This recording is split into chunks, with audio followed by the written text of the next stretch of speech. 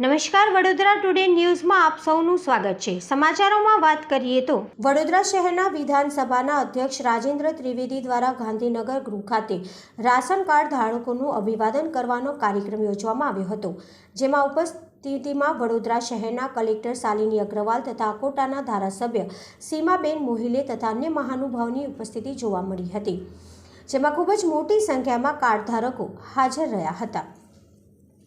कोई पण काम नहीं शुभ शुरुआत करता होइए तो આપણે આમ ભારત માતા કી અને સાથે સાથે આપણે ગુજરાતી એટલે જય જય ગરવી થેન્ક યુ। આજના આ ખૂબ સુંદર કાર્યક્રમમાં આમ ઘણા બધા આયામ રાજ્ય સરકારે એડ કર્યા છે। એમાં એક નવું પીછું ઉમેરાયું છે। બહુ જ મહત્વના મુદ્દાની જો વાત કરીએ, પહેલી તો વન નેશન વન કાર્ડ। અત્યારે તો આ કલ્પના માત્ર થી લોકો ધ્રુજી જતા કે આવું શક્ય છે ખરું, પણ ગુજરાત સરકારે અન્ય તમામ રાજ્યો સાથે પરપ્રાંતિયો આ રાજ્યમાં આવે અને એમનું આ કાર્ડ લઈને આવે એને બેસે તો ગુજરાતમાં એની પસંદગીના સ્થળેથી એ વ્યાજબી ભાવની દુકાનથી અનાજ લઈ શકે। ગુજરાતે આખી વ્યવસ્થા કરી દીધી છે। અન્ય સરકારો હજુ ગુજરાત સરકાર માટે કોઈ તાળી પાડી બધાય કેમ ના પાડી? खूब सारी बात है, મને ખબર છે। હું નાનો હતો ને તો વ્યાજબી ભાવની દુકાને લાઈનમાં ઉભા રહેવું પડતું અને ત્યારે નંબર આવે આપણો ત્યારે અમારા પના કાકા એમની દુકાન અમે બધા પના કાકા કહીએ એ પના કાકા કે જા ખલાસ થઈ ગઈ ખાણ હવે નહીં મળે જા કાલે આવે ફરીવાર ગયા હોઈએ तो क्या दुकान बंद करवाना टाइम आ बंद करें चालू है मानस आ बधी मुश्केलीओनो अंत આવી ગયો છે। અને કોરોના કાળ દરમિયાનમાં વડોદરા શહેરના તો ખરા જ પણ સમગ્ર ગુજરાત રાજ્યના જે આ રાહત દરે જે આ વ્યાજબી ભાવની દુકાને રાશનની જે આખી વ્યવસ્થા પહેલેથી ગોઠવાયેલી છે, परंतु कोरोना काल में जेमणे काम कर्યું પોતાના જાનના જોખમે કામ કર્યું તે વખતે માણસ માણસની પાસે જતા બીતો, ભાઈ ભાઈથી દૂર રહેતો। બાપુજીને પાણી આપવા જવું હોય તો બે વાર હાથ સેનિટાઈઝ કરે, પછી ગ્લાસ લઈને મૂકે। એટલે નહીં કે પિતા માટે પ્રેમ નહોતો, અઢળક પ્રેમ હતો, પણ તેમ છતાં એક જે કાળજી લેવાતી હતી, એક જાતો જે ડર પણ હતો સાથે સાથે કે મારા બાપુજીની ઉંમર થઈ છે એમને કંઈ કોરોના તો નથી ને આપણે બધું અનુભવ્યું। હવે એવામાં જાહેર વિતરણની અંદર દરેક વ્યક્તિ લેવા આવે એની ચકાસણી કરવાની, એને અનાજ પહોંચાડવાનું, અનાજ લાવવાનું, ખૂટે તો તોલવાનું, આપવાનું, પૈસા લેવાના, ગણવાના, અને પછી તો સરકારે વિનામૂલ્યે કરી દીધું। અને તે એક બે મહિના માટે નહીં, અને માત્ર એપીએલ વાળા માટે નહીં, બધાને માટે। અને ગણતરી કરીએ આપણે તો ગુજરાતની વસ્તી 6 કરોડ, 6.5 કરોડ, 6.5 કરોડ જે ગણો 3 કરોડની વસ્તીને ગુજરાત સરકારે, ભારત સરકારે વિવિધ યોજનાઓને અંતર્ગત અનાજ પહોંચાડ્યું। એના માટે કલેક્ટર શ્રી શાલિનીબેનને અને પુરવઠા વિભાગના અધિકારી ગોપાલજી અને અન્યને ખૂબ અભિનંદન આપીએ છીએ આપણે। અમને ખબર છે કે એવા સંજોગોમાં ચૂંટાયેલા પ્રતિનિધિ કાઉન્સિલર હોય, પ્રજાના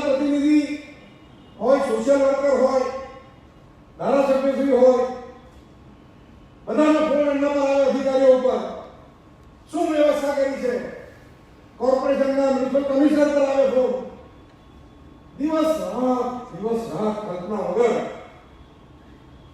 આ બધા જ દોડ્યા છે. એટલે ખાસ કરીને આ સસ્તા અનાજની દુકાનના રાશનના દુકાનદારોને કોરોના વોરિયર તરીકે ગણી અને સરકારે 25 લાખ રૂપિયાની કોઈ ક્ષતિ પહોંચી જાય,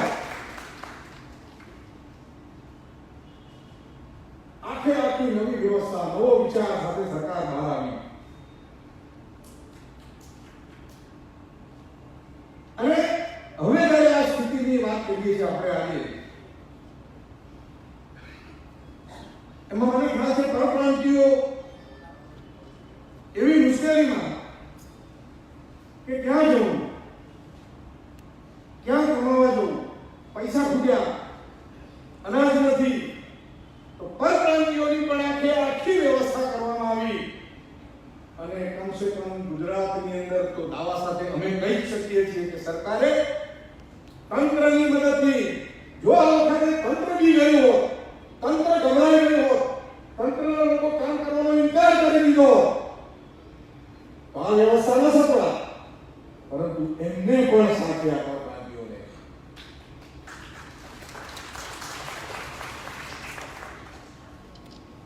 આજે રાષ્ટ્રીય અન્ન સલામતી કાયદા હેઠળ આપણે સમાજ સુરક્ષામાં જે નોંધાયેલા તમામ દિવ્યાંગો છે એ બધા જ આ રેશન કાર્ડના ઉપલબ્ધિથી રાહત દરે અનાજ મેળવી શકશે. એમાં પેન્શન મેળવતી જે ગંગા સ્વરૂપની માતાઓ બહેનો એ તમામનો પણ આમાં સમાવેશ કરી લીધેલો છે. આ NFSA યોજના હેઠળ સમાજ સુરક્ષામાં નોંધાયેલા વૃદ્ધ જે લોકો પેન્શન મેળવતા હોય સરકારના, એ 60 વર્ષની ઉપરના હોય, વૃદ્ધાશ્રમમાં રહેતા હોય, તો એ તમામને પણ એમાં આવરી લીધા છે. શ્રમ રોજગારની અંદર બાંધકામના જે શ્રમિકો છે, અસ્થાયી રીતે રહેતા હોય, કામ કરવા માટે વડોદરામાં આવતા હોય, અન્ય શહેરોમાં જતા હોય, મૂળ વતન ક્યાંક હોય ગામડામાં, ક્યાંક પંચમહાલથી આવતા હોય, પરંતુ એ પણ હવે એમનું આ NFSA હેઠળ નોંધાયેલું રાશન કાર્ડ બધેથી એ અનાજ મેળવી શકશે. સરકાર પણ આમાંથી શીખી છે.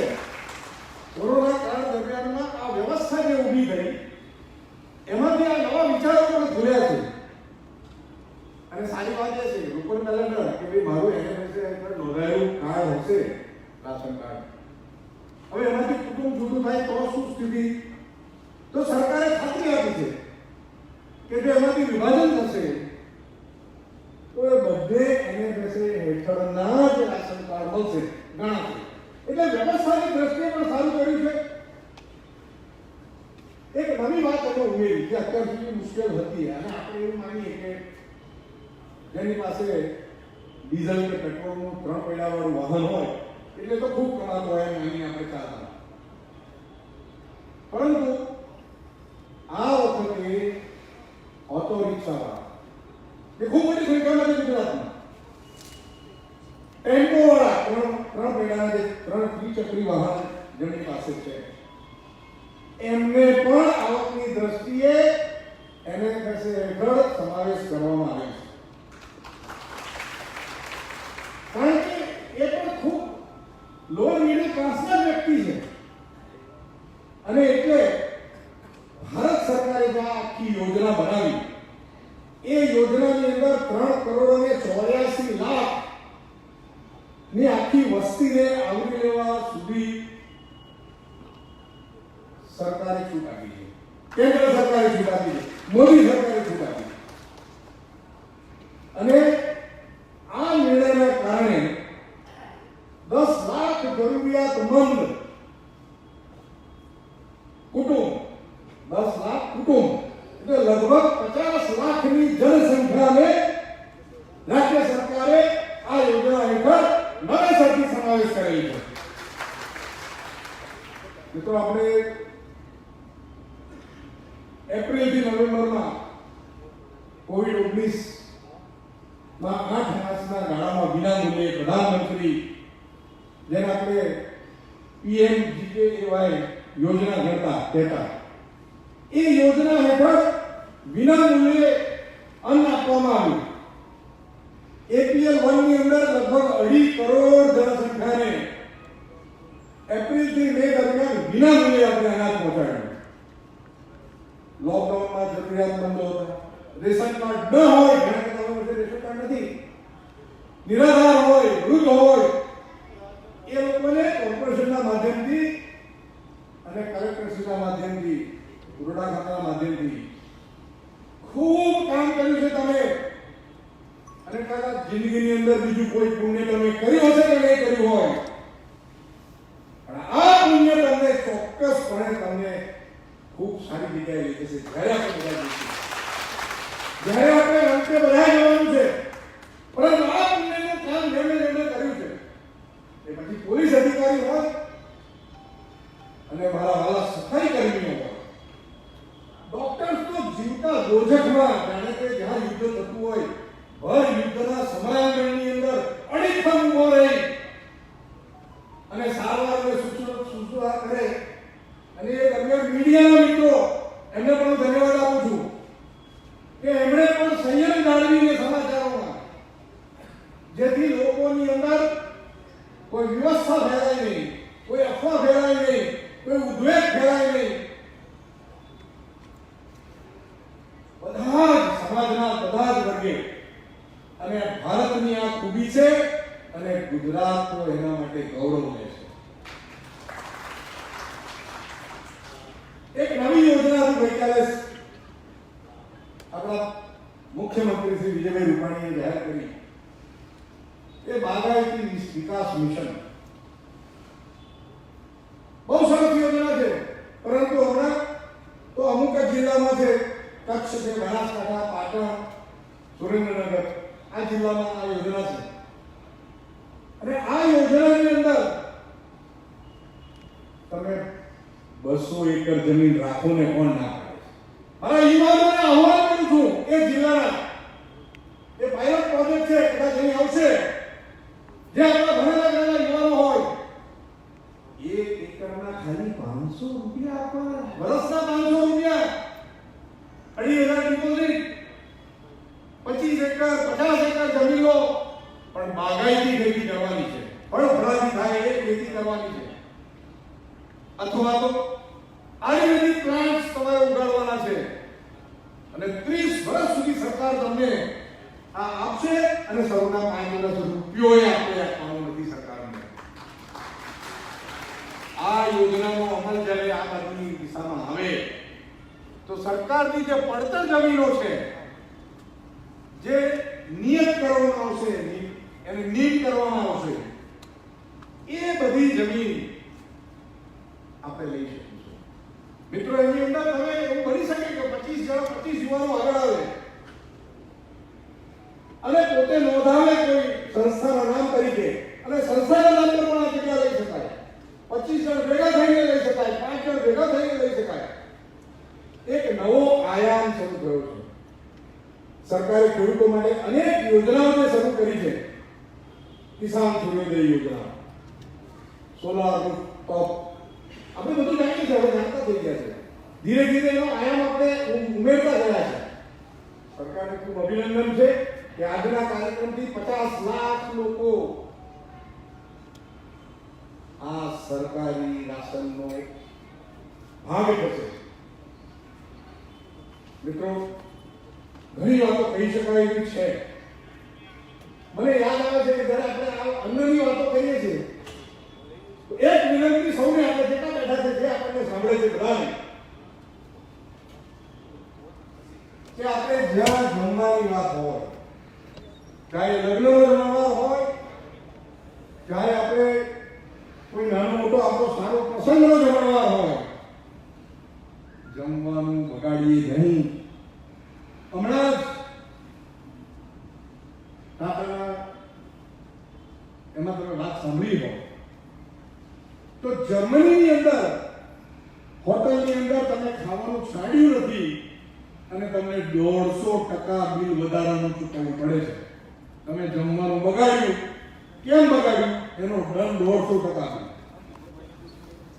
આપણને મળે છે, આપણે નસીબદાર છે, આપણે ભાગ્યશાળી છીએ કે હિન્દુસ્તાનનો ખેડૂત આ ધરતીમાં મહેનત કરીને પરસેવો કાઢીને અને સરકારની સહાય અને યોજનાથી આગળ વધે છે.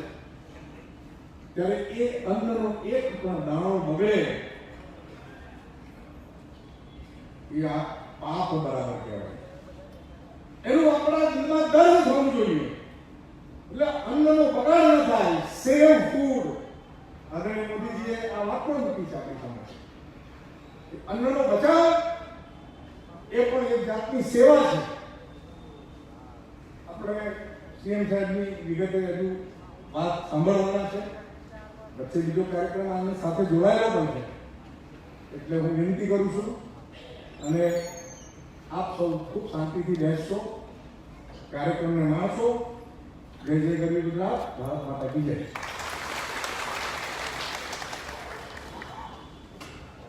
આભાર માનનીય શ્રીમાન રાજેન્દ્રભાઈ ત્રિવેદી સાહેબ.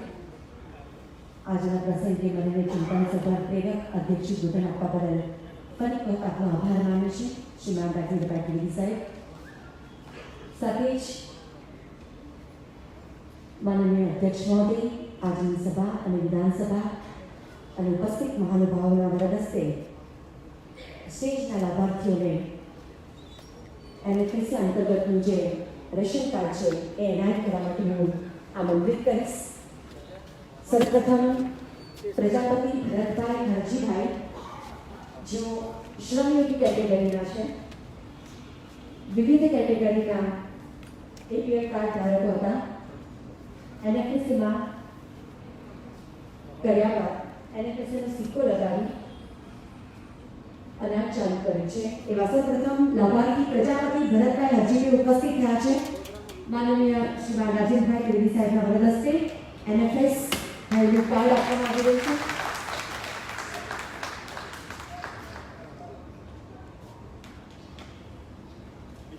આભાર. ડોડિયા રમીલાબેન રમેશભાઈ, વિધવા સહાય કેટેગરીના લાભાર્થી.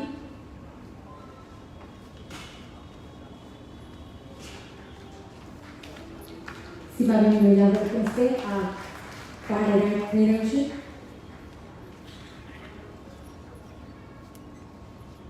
બરાડ રેખાબેન મફાભાઈ, દિવ્યાંગ કેટેગરીના આ લાભાર્થી છે. માનનીય કલેક્ટર શ્રીમતી શાલિની અગ્રવાલ મેડમના વરદ હસ્તે આ કાર્ડ અપાઈ રહ્યું છે. જોરદાર તાળીઓ છે.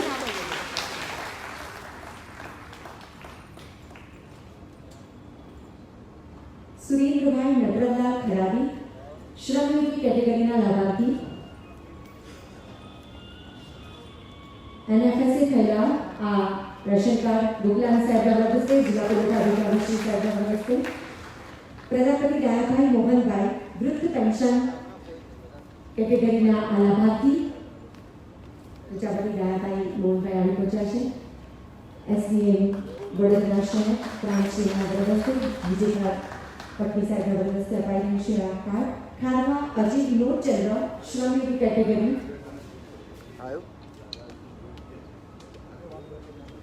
થઈ ગયું.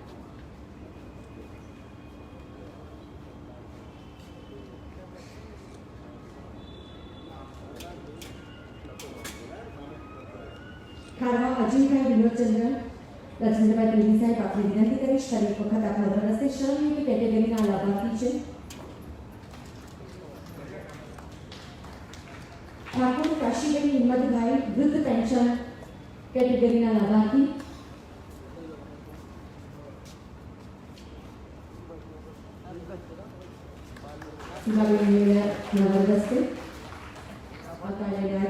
પઢિયાર સરોજબેન વિનોદભાઈ, વિધવા સહાય. માનનીય કલેક્ટર શ્રીમતી શાલિની અગ્રવાલ મેડમના વરદ હસ્તે આ કાર્ડ વિતરણ કરાયું છે. તારીખે વધારી લઈએ. તડવી ભીખીબેન રાજુભાઈ, વિધવા સહાય અંતર્ગતના લાભાર્થી.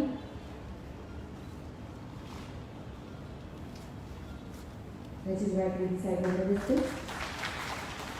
અને અંતમાં ચવાણ રત્નપ્રભા રંજીતભાઈ, વૃદ્ધ પેન્શન સહાયના લાભાર્થી છે. ઉપલાની સાહેબના વરદ હસ્તે જિલ્લા પુરવઠા અધિકારીશ્રીના વરદ હસ્તે આ સહાય અપાઈ છે. આમ વિવિધ કેટેગરીના લાભાર્થીને લાભ આપવામાં આવ્યો છે. ખૂબ ખૂબ આભાર માનનીય અધ્યક્ષ મહોદય શ્રીમાન રાજેન્દ્રભાઈ ત્રિવેદી સાહેબ, માનનીય ધારાસભ્ય શ્રી અકોટા મત વિસ્તાર શ્રીમતી સીમાબેન મોહિનેજી, માનનીય કલેક્ટર શ્રી અને district magistrate Shrimati Shalini Agrawal madam, SDM સાહેબ, વિજય પત્ની સાહેબ, જિલ્લા પુરવઠા અધિકારી શ્રી ગોકુલાની સાહેબ,